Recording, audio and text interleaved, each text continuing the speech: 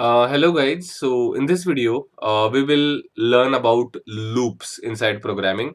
So again, it is a somewhat important concept. Suppose you want to do things in a repetitive way, then you will be using loops. For example, suppose you want to do some things 10 times, 15 times, 20 times, 100 times. Then writing those again and again on a different lines doesn't make any sense. So that's why we use loops heavily inside programming. So I will be going through simple syntax of loops. Um, as soon as you are going ahead in the programming journey, as soon as you are applying those loops as per the different use case, you will understand more about their use cases. But it is important to understand what exactly a syntax of a loop, how to write a loop, and how exactly loop runs. Okay, so that is most important thing. So I just have written a simple function of void shoot, and inside that I am just saying I am shooting the bullets, and I will just end this with end L, that is end line. So first of all, we will look at the for loop. Okay, again, understand that loop is nothing but that will help you to run particular things multiple time. Okay, multiple time in a loop. And most probably we have to take care that we are not writing infinite loops, so that our program might crash. Okay, I will cover that concept later, but first of all, we will understand basic writing of the for loop. Okay, so we will cover first for loop. For writing for loop, you will be writing for, and inside brackets there are three things that you need to mention for writing a for loop. First thing is iterator. Okay, iterator. So we call it as I, like it is a standard programming. You need to initialize this. Okay, first what I will do, I will just write everything for the for loop, and then I will keep on explaining you one by one. So don't worry. I is less than 5 and I plus plus. Okay, it might be a little bit difficult at the first glance, but no worries.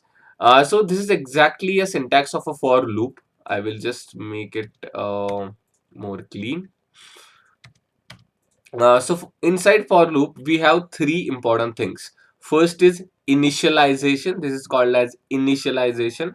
Second thing is condition, and third thing is increment or decrement. Okay, increment or decrement. This plus plus stands for increment. This plus plus means you are incrementing this I variable one by one by one by one in every iteration. Okay, loops will be having iterations, and as this loop is going through further and further and further in iterations, this I will be keep on improving, improving in the sense increasing, keep on increasing. How I will show? First of all, you need to initialize this int I. Like we all know what exactly a variable is. This is nothing but a variable, but which is just a limited to this loop. Okay, if you want to access here I, see out I, then compiler might not able to give you the output, because here you can see compiler is saying I don't know what exactly this I is, because the scope of this I, okay, scope of this I that we have declared inside that for loop is limited to this loop only. Okay, so what I'm making, like what I'm conveying is there will be a initialization. Inside that you will be initializing a variable. In this case it is I, like you can call it J, K, L, M, N, O, P, Q, R, but as you are initializing here, if you are writing here K, then you have to write K in the condition as well as K in the increment or decrement as well. Okay, simple. Like if you are initializing K, then you have to use it everywhere in that exact same way. But I is the standard initialization. I stands for iterator basically. So that's why we use I heavily inside for loops or overall in any loop in terms of iterator. So yeah, like first thing is iterator. Uh, First thing is initialization. Sorry, my bad. First thing is initialization. We done that. After that we use semicolon. Then we use condition. At what point this loop should run, and like what will be the end point of this loop. Okay, so I am saying I is less than 5. whenever this condition will become false, my loop will end. Okay, simple. And after every iteration, I'm just incrementing this I. Like, it started from 0, then obviously in the second iteration it will become 1, in the third iteration it will become 2 and 3 and 4 and 5. When it will become 5, like, immediately you will see that I is less than 5. This condition will become false, because anymore phi is not I is not less than 5. It has become 5, right? So obviously this condition will become false and our loop will end. I will quickly demonstrate to you. I will call shoot function inside this for loop, so it will be easy for us to see what exactly is happening. Okay, so first of all, you need to understand that this shoot function, like this 22 line, will keep on getting called multiple times inside this for loop. That is what we have written. How many times it will happen? By looking at this initialization and this condition, you can think about it. First, it will happen when I is equal to 0. Then for I is equal to 1, it will run again. For I is equal to 2, again it will run. For I is equal to 3, again it will run. For I is equal to 5, again it will run. So exactly 5 number of times it is getting executed, because this condition is written in such a way that, okay, it is as simple as that. I will quickly show you. Will see 5 cout statements exactly after hitting run, because it just happened like what I explained. It started from 0. Every iteration we are checking, is I is less than 5. If yes, if this condition is true, then only go ahead and execute and call the shoot function and increment that I as well. So every iteration I is also getting incremented. We need to take care of that. Suppose you want to check like I is getting incremented or not, you can simply see out saying ith iteration.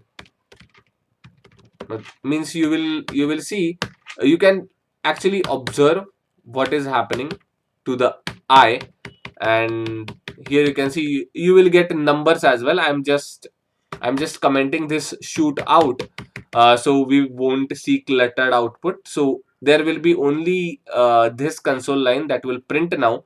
So I'm again running quickly. So here you can see ith iteration 0 1 2 3 4. So that is the journey for I.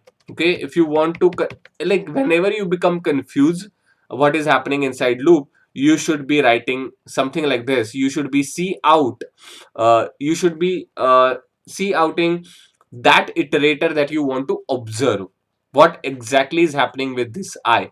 Every iteration I is getting incremented, I is getting incremented till 4, and whenever this condition becomes false, obviously this incrementation will not also happen, uh, and like we will just end this. Like, if you ask me what exactly is the last value of I will say it is not 4, it will be 5.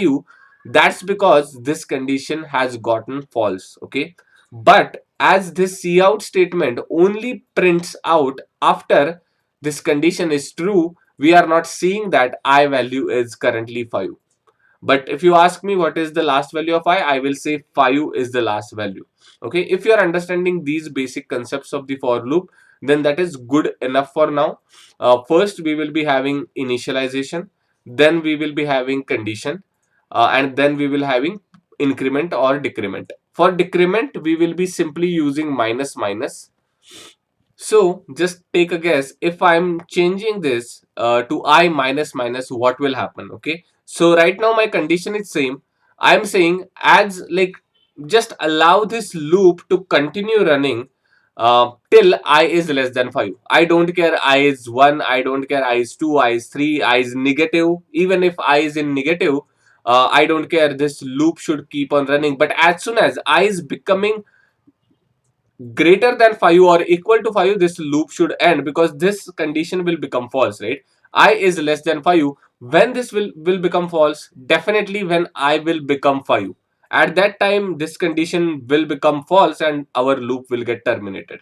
So let's quickly check. If I'm making I minus minus, then what will happen? Hola, this is a pure example of an infinite loop. a developer never ever should write an infinite loop. If you think logically, what is happening here, I is keep on going in a negative direction, because we are saying that minus minus, that means keep on decrementing it, decrementing it, decrementing it. So there is no way for this I to reach up to that point of 5. I will never ever become 5, and that's why this loop will never ever terminate. So we never have to do it. We always take care that our terminating condition, this is also called as terminating condition. Okay, our terminating condition should always hit at some point. If that is not getting hit, then we are writing a bad code. Okay, so this is about for loop. I will cover how while loop will look like. So while loop is fairly simple. You just need to write while. Okay. My bad. I will just have a I will just have a variable here. So I is equal to 10. I will just take this as example. Why while I is greater than 0, just do this.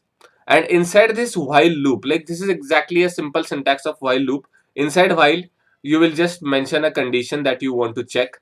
As soon as I is greater than 0, this loop should run. I am just saying, like, just keep on running this loop as soon as like till I is greater than 0. But if I haven't written anything to reduce this I, again this will become an infinite loop, because I have initialized I as 100. So it is my responsibility, that is means it's developer's responsibility to write something inside a while loop that will reduce, or that will reach that iterator to the terminating condition. Right now I haven't written something. So what I will do, I will simply write I minus minus. So at every iteration I will keep on getting decremented, and I will simply write, I will simply show you what is the journey of I. Here I will just write I, and I will use space, and then I will just simply see out it, and I will use end L. Okay, so by this way you will simply see the journey of I. Here you can see it is a pure example of a finite loop. Okay, we always have to write finite loops. Just make sure that. So first, what I am doing, like I am just initializing I with 10. You might ask why it is 9. Simple answer is we are decrementing first and then we are printing. So for the first iteration, 10 is become 9 first and then it is getting printed. If I just change the order, you will see output from 10 to 0. Okay, I will quickly show you that as well. So here you can see 10 to 1. So as soon as it is becoming 0, this will not get executed. Why? Because this condition will become false, because we have to check that I is strictly less than strictly greater than 0. I has to be strictly greater than 0. Then and then only while loop will keep on running. Okay, and as soon as it is becoming 0, it will get terminated. So I guess for loop and while loop are fairly simple. So just take a look at the do while loop. There is a slight difference in do while loop. I will just say that, like, I will just clean this. So do while loop is also simple. So just write do curly opening and closing curly brackets, and inside that, after after writing do, you will write while. Okay, as the name suggests, do while loop. And this condition can be exactly same. I is greater than 0, then and then only, and end with semicolon. Okay, end with semicolon. While condition always ends with semicolon in the do while loop. So this is the standard syntax of the do while. Some might write while in the next line as well. So that is up to your choice. So make sure that you are declaring all the variable outside the do loop. Okay, so this is what is exactly happening. I'm declaring first, then I'm jumping to the do in the do loop, and this will happen. This will happen without checking the condition for the first time. I will prove it immediately. So I will purposefully make this condition as false. um I will just showcase that this is happening without even checking this condition. Okay, so right now my I is equal to 10. I will purposefully say that my I has to be greater than 100, okay, or greater than 1000, anything which is false at the moment, okay. So you might say that, okay, this will not get executed. You are right, but for the first time compiler will allow this statement to get executed, okay. For the first time it will always execute. Here you can see I10. So, but as soon as the second iteration kicks in, compiler will say that obviously this condition is now not true. I will not allow you to execute. Okay, simple. That's the only difference in do and while loop. If you want to do some things without checking the condition, go ahead and use do while loop. I will just simply get back to it. I minus minus, and I will just say whenever I is greater than 0, keep on running this loop. And if I run this program, then you will see from 10 to 1 all the output, exactly like a while loop. But the only difference in do while loop is it is getting allowed to pass for the first iteration only. So that's about for loop, while loop, and do while loop.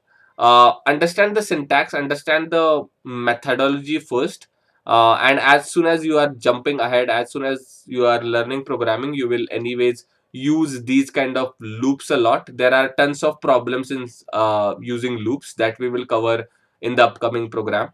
So yeah, like all the best. Thanks a lot.